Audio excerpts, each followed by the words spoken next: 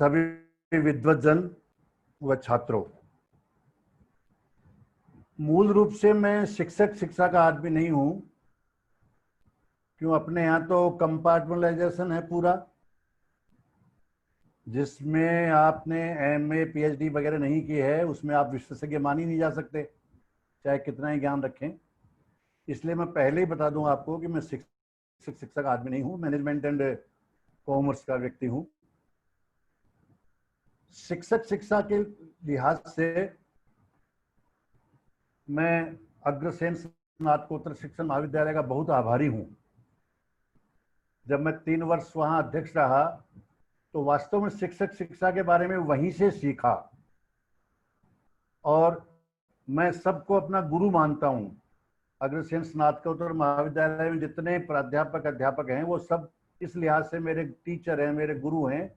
शिक्षा ज्ञान उन्होंने वहीं से मुझे दिया, और मुझे ये बताने में भी कोई हर्ज नहीं लगता कि एनसीटी का जो चेयरपर्सन हूं मैं, उसमें भी स्नातकोत्तर महाविद्यालय का बहुत बड़ा योगदान है।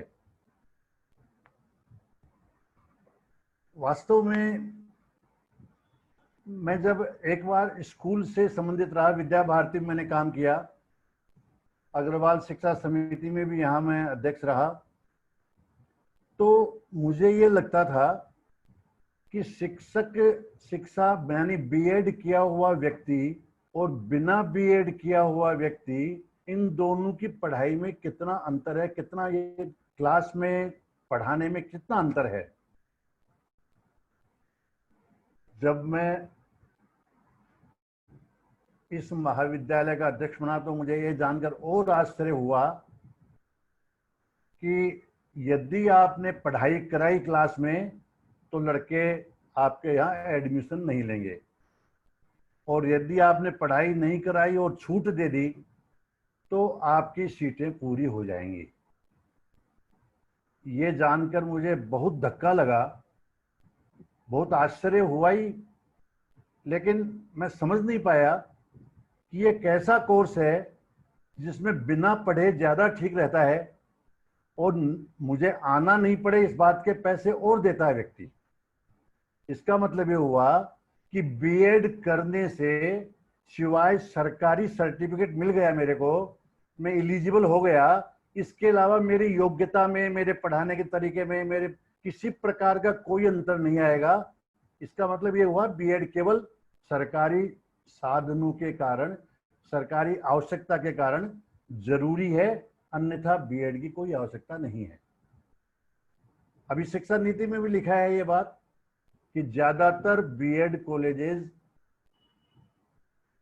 डिग्री बेचने वाली कॉलेज हैं, और एनसीटी को ये आदेश दिया गया है कि आपको कम से कम 15,000 कॉलेज पूरे देश में बंद करनी है। 10 से 15,000 कॉलेज सब स्टैंडर्ड जो हैं उनको बंद करना है। तो ये सारा सीन, फिर हमने एक सर्वे भी किया था केशव विद्यापीठ में रहते हुए ही, इसी कॉलेज में रहते हुए, नॉन अटेंडिंग कॉलेजेस का। आपको सर्वे के रिजल्ट जानकर आश्चर्य होगा, राजस्थान की 72% कॉलेजेस नॉन अटेंडिंग थी उस समय। नॉन अटेंडिंग का मतलब आप समझ रहे होंगे, जिसमें पढ़ाई नहीं होती थी, केवल एडमिशन के लिए जाता था आदमी और परीक्षा के लिए जाता था। तो ये सारा सीन बीएड की पाठ्यक्रम का था, वो हमारे सामने था, आज भी है, और एनसीटी के बनने के बाद भी इसमें बिगाड़ ही हुआ है, सुधार नहीं हुआ है।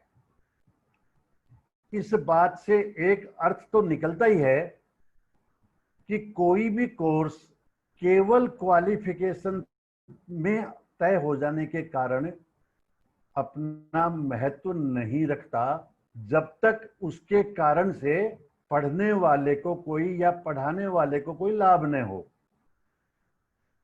आईआईटी किया हुआ लड़का, कोर्स तो वही है उसका, साधारण इंजीनियरिंग कॉलेज में किया हुआ लड़का, इन दोनों का फर्क हमें समाज में दिखाई देता है। तो कई बार मेरे दिमाग में बात आती थी, केशव विद्यापीठ के इस कॉलेज का जो हिंदुस्तान में अपने आप में नाम रखता है। आपको ये जानकर सुखद आश्चर्य होगा, जितने पीएचडी गाइड इस महाविद्यालय में हैं उतने राजस्थान के किसी विश्वविद्यालय में भी नहीं है, शिक्षा विभाग में। यहाँ तक कि केंद्रीय विश्वविद्यालय में भी नहीं है।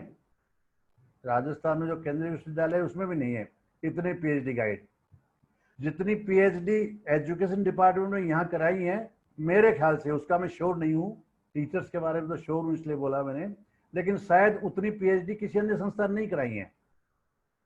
ऐसी संस्था जिसमें इतने कर्मठ प्राचार्य हों, कर्मठ अध्यापक हों, वहाँ लड़का पढ़ना नहीं चाहे, एडमिशन नहीं ले, और ये हमारे लिए एक सरदर्द बन जाए कि हम क्लास लगाते हैं। तो ये कैसा कोर्स है? प्रोफेशनल कोर्स तो वो है जिसमें व्यक्ति एक दिन अटेंडेंस न हो तो ही परेशान हो जाता है।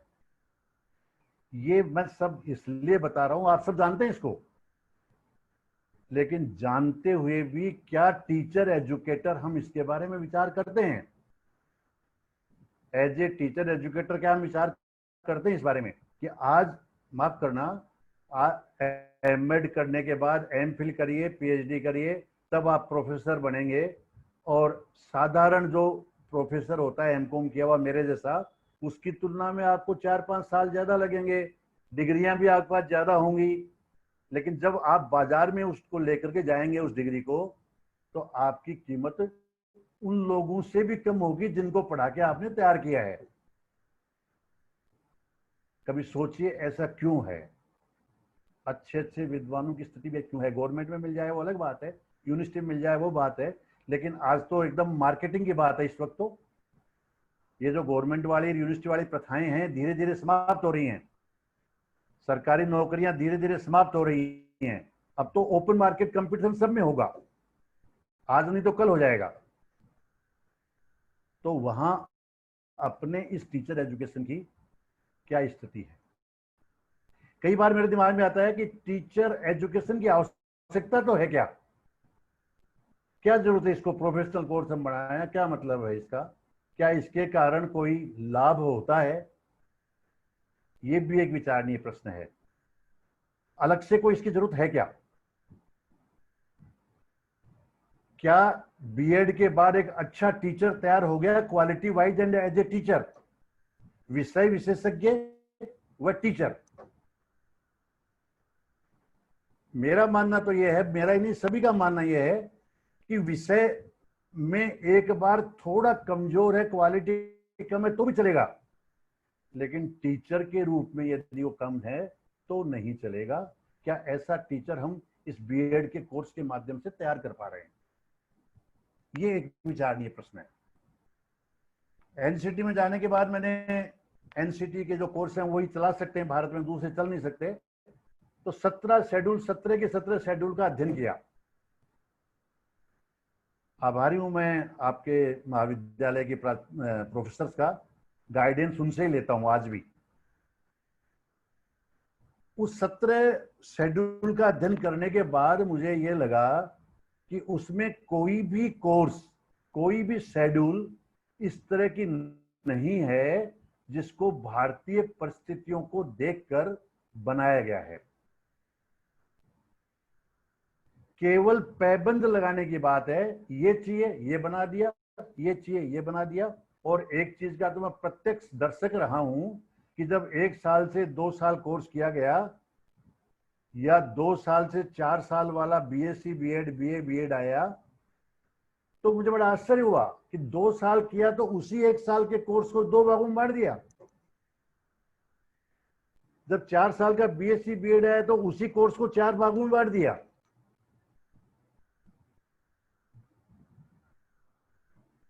अब आईटेप आया है, उसका भी यही असर है, उस पर भी मेहनत नहीं हुई है।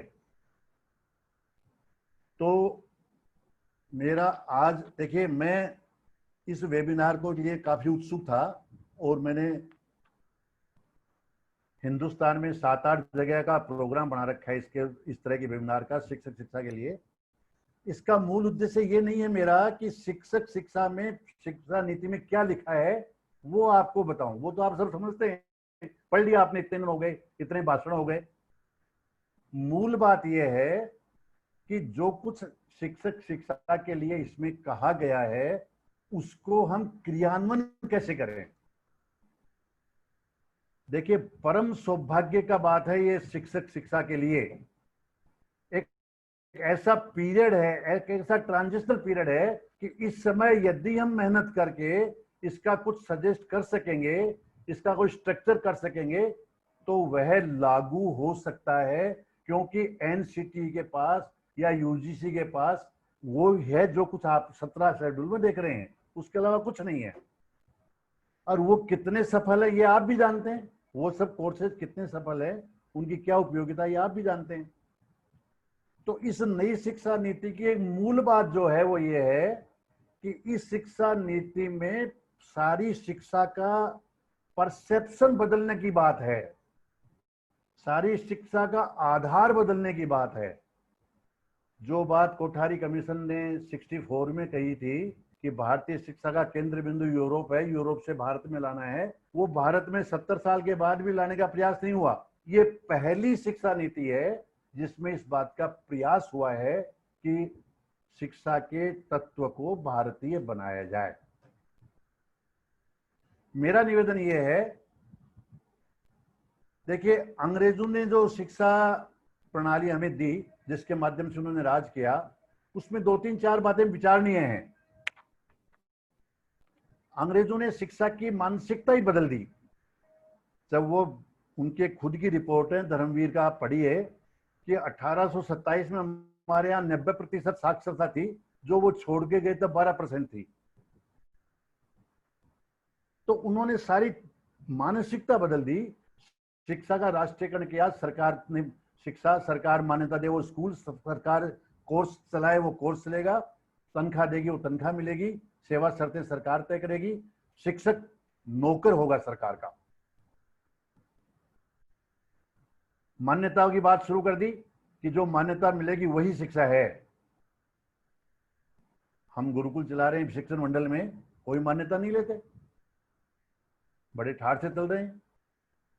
लेकिन हमारे यहाँ इन अंग्रेजों के आने से पहले और अंग्रेजों के टाइम पर भी और उसके बाद भी बहुत सी गांवों में छठशालाएं वगैरह चलती थी, जो कोई मान्यता नहीं लेते थे, लेकिन खूब बच्चे पढ़ के वहां के होशियार बनते थे। तो इन्होंने सारे प्रोसीजर को अपने कंट्रोल में लिया ताकि शिक्षा के माध्यम से वो अपनी जो विचार है, मूल विचार अंग्रेजों का, मूल विचार उनका मार्केटिंग का था, उसको वो बता सकें, उसको फैला सकें।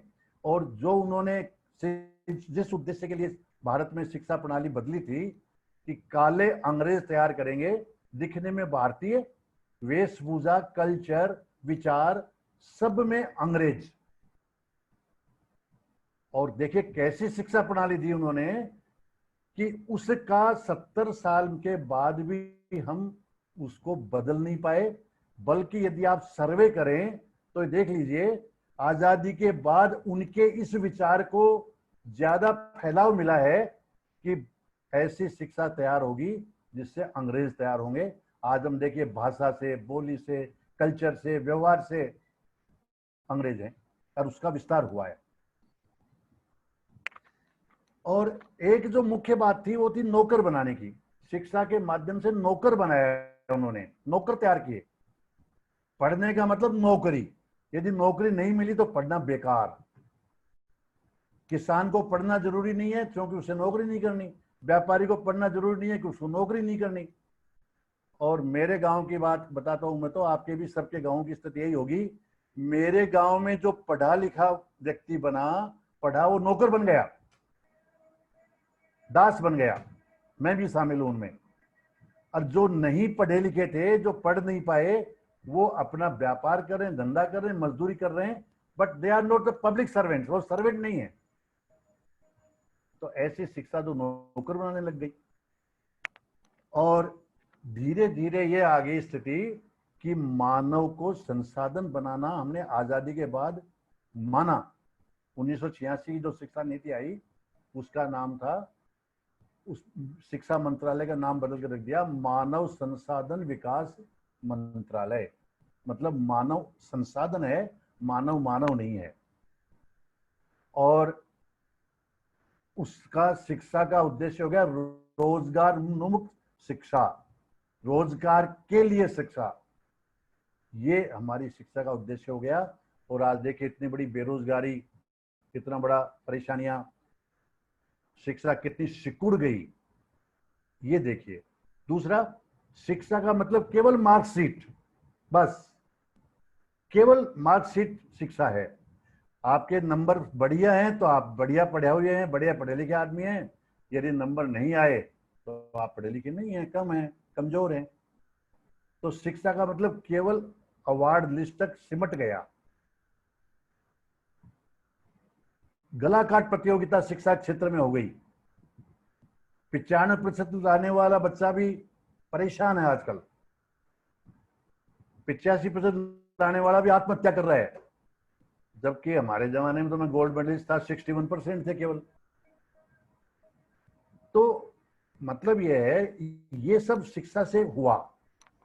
इस शिक्षा नीति ने उसको बदलने का प्रयास किया, परसेप्शन बदलने का प्रयास किया है।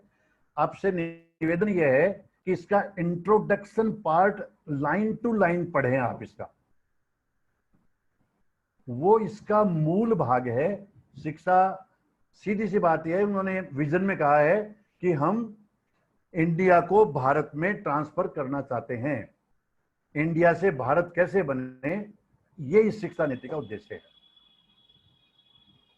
तो इसका इंट्रोडक्शन, विजन, ये पढ़ें आप, तो आपको ये लगेगा कि वाकई यदि ये शिक्षा नीति लागू हो जाए तो बहुत कुछ परिवर्तन 5, 7, 10 साल में देखने को मिलेगा।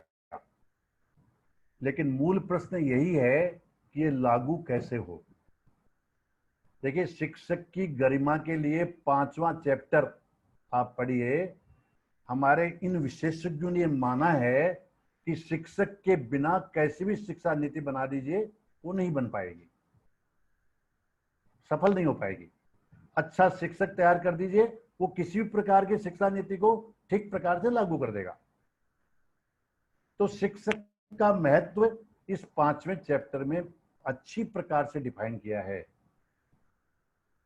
और सरकारी स्तर पर जो करना है वो भी इसमें डिफाइन किया है। उन सब बातों में नहीं जाना चाहता मैं। इसके बाद शिक्षक शिक्षा कैसी हो, ये पोर्शन पूरा खाली पड़ा है। केवल 2 कोर्स सजेस्ट किए गए हैं कि हम 4 साल का कोर्स होगा, प्राइमरी का अलग, सेकेंडरी का अलग, बस। वो पूरा फील्ड खाली पड़ा है, वो आपको भरना है। वो टीचर एजुकेटर को भरना है कि उसमें क्या होना चाहिए। आपके लिए बहुत बड़ी अपॉर्चुनिटी है ये। इस अपॉर्चुनिटी का फायदा आप लोग उठाएं, इसलिए इस वेबिनार का उद्देश्य ये है।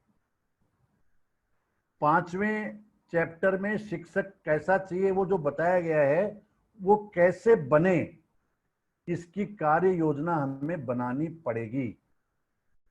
सरकार से तो हमें ये एक्सपेक्टेशन है, इनको तो सरकार करे, और बाकी टीचर जो बताया गया वो किस प्रकार बने, ये उसमें देखना हमारा काम है। उसकी कार्य योजना बनाकर उस 5वें चैप्टर को लागू करवाना हमारा काम है।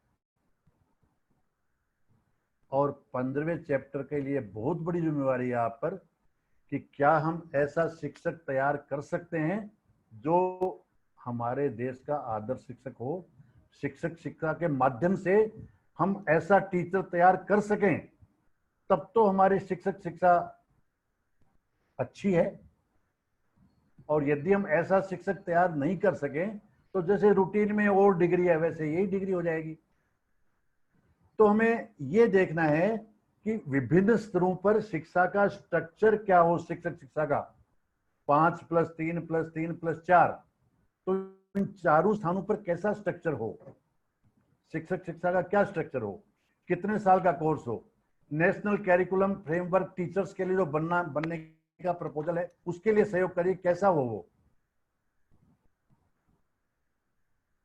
क्या क्वालिफिकेशन हो, क्या उसका देना लेना हो, कैसी उसकी सर्विस कंडीशन हो। इन सब के बारे में अलग अलग ग्रुप्स बनाकर हमें विचार करना पड़ेगा। और ये मत सोचिए कि आप जो विचार करेंगे वो लागू होगा या नहीं। या केवल एनसीटी का काम है, केवल सरकार का काम है, नहीं।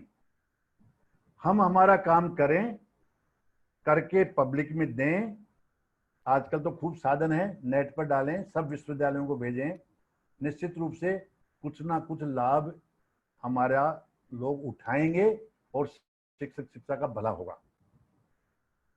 ये मेरा ये विचार जो है, ये मेरा इस वेबिनार से है। मैं उम्मीद करता हूँ ऐसी वेबिनार हम शिक्षक शिक्षा की 8-10 जगह, अभी रीजनल कॉलेज जो आपकी 4 एक्सीलेंस में मानी जाती हैं, भुवनेश्वर में अभी 22 तारीख को, भुवनेश्वर में थी अभी 18 तारीख को, उसमें भी उन्होंने कुछ ग्रुप्स बनाए हैं जो अलग अलग इसकी स्टडी करेंगे।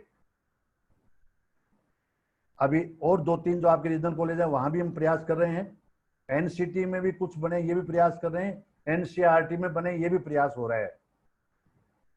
क्योंकि आपकी कॉलेज एक बहुत नामी कॉलेज है, हिंदुस्तान में अपना महत्व रखती है। आप कंट्रीब्यूट कर सकते हैं इस बात में, आपकी बात सुनी भी जाएगी। इसलिए मेरा निवेदन आप सब विद्वान जनों से ये है कि एक इस तरह का यदि हम कुछ वर्कशॉप टाइप कुछ करके अलग अलग स्तरों के लिए तैयार कर सकें तो बहुत अच्छा रहेगा। एक चीज को तुरंत तैयार करने की आवश्यकता है, national curriculum framework for teachers. इसको 2022 से ही लागू होना है, ये 21-22 से लागू होना है। तो अभी तक वो बनने की प्रक्रिया में है। अभी हम उसको ढंग से बना सकें, हमारे सुझाव दे सकें, तो उस प्रक्रिया में उसको शामिल किया जा सकता है। तो बाकी स्ट्रक्चर हम बाद में भी सोच सकते हैं, लेकिन national curriculum framework for teachers है, इस पर काम तुरंत शुरू करके हम कुछ कर सकें तो उसका लाभ हमें मिल सकता है और हम हमारे सपनों की जो टीचर एजुकेशन है उसको हम बना सकते हैं। ये निश्चित मानिए, आप मेरे से ज्यादा विद्वान हैं, समझते हैं सब। जब तक किसी शिक्षा का महत्व समाज के लिए नहीं होगा तब तक उसकी कदर नहीं होगी, उसकी इज्जत नहीं होगी। तो ये समाज के लिए कैसे उपयोगी बने, शिक्षा क्षेत्र के लिए कैसे उपयोगी बने, ये हमें विचार करना है। तब हम हमारा महत्व स्थापित कर पाएंगे। आपको तो डबल काम करना है।